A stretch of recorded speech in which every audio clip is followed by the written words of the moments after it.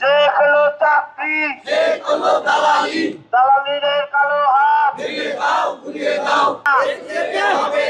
এই বাংলায় হবে না ঠিকানা প্রস্তাবের না যমুনা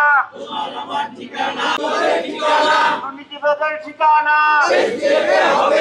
দাবি মোদের একটাই পদ্মা সেতু, মেট্রো রেল এবং এলিভেটেড এক্সপ্রেসওয়ে নির্মাণের গর্বিত অংশীদার বসুন্ধরা সিমেন্ট।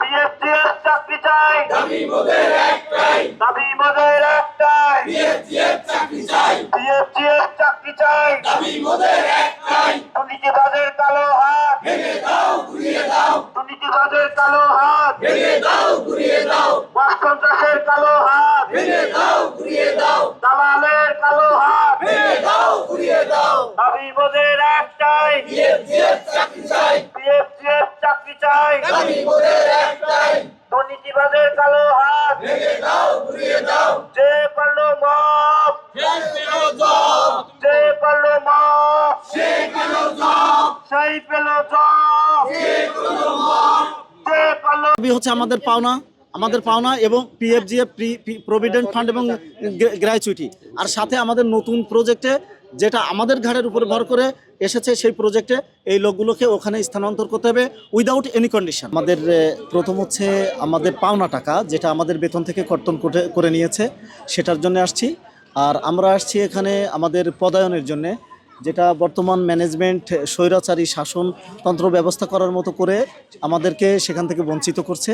এই দুইটার জন্য এখন একটু বলতে হয়, সেটা হচ্ছে আমাদের কর্তনকৃত যে টাকা, এই টাকাটা আমাদের টাকা, ম্যানেজমেন্ট এইটা বিভিন্ন সময় বিভিন্ন ব্যাংকে রেখে সেখান থেকে সুবিধা ভোগ করছে নিজেরা। এখন এই টাকা তারা মূলত এখানে চেয়ারম্যান এবং এমডি আত্মসাৎ করার জন্য এটা একটা করছে বলে আমরা মনে করছি। এখন আমাদের পাওনা না দেওয়া পর্যন্ত আমরা এখানে অনির্দিষ্টকালের জন্য রয়ে যাব। আর পদায়নের বিষয়টা হচ্ছে আমাদের প্রজেক্ট চাকরি হলেও আমাদের কাগজপত্র আছে যে আমরা এক প্রজেক্ট শেষ হলে অন্য প্রজেক্টে যেতে পারি।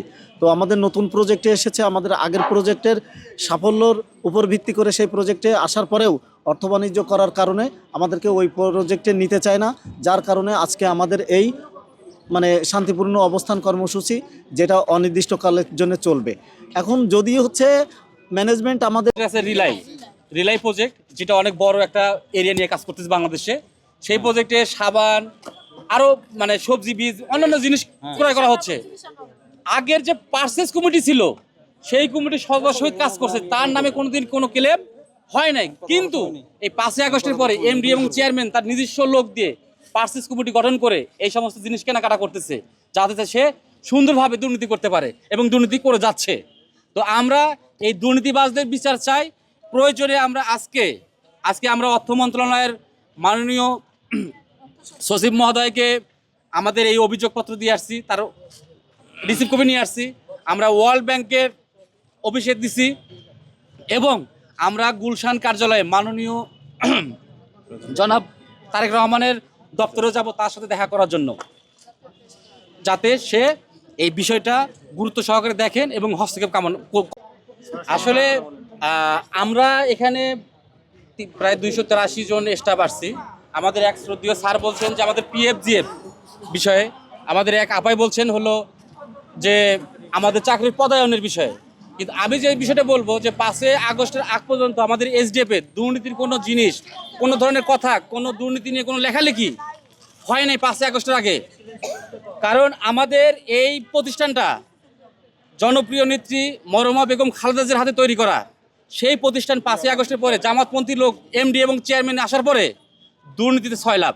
তারা ইতিমধ্যে ল্যাপটপ ক্রয় করার জন্য এমডি, চেয়ারম্যান, শহীদুল্লাহ, মিজান এবং হলো হেদেদুল্লাহ, এই 5 জন 16 কোটি টাকা তসরুপ করছে প্রায়। তারপরে এসডিএফ এর সম্পদ, রাষ্ট্রীয় সম্পদ তারা নিজের মনে করে বাড়িতে নিয়ে যায় ব্যবহার করতেছে। ইভেন 3 কোটি মূল্যের এসি, 3 কোটি টাকার মূল্যের এসি তারা চেয়ারম্যানের নিজস্ব লোক দিয়ে 5 লক্ষ টাকায় সেটা বিক্রি করছে, 3 কোটি মূল্যের। এটা হল আমাদের এই প্রতিষ্ঠানের ইন্টারনালের লোকজনের। আপনি যদি আরো ডিপলি যান, এখানে অনেক স্টাফ আমার কথাগুলোই তারা বলবে যে আমরা এখন এই প্রতিষ্ঠানে জব করতাম।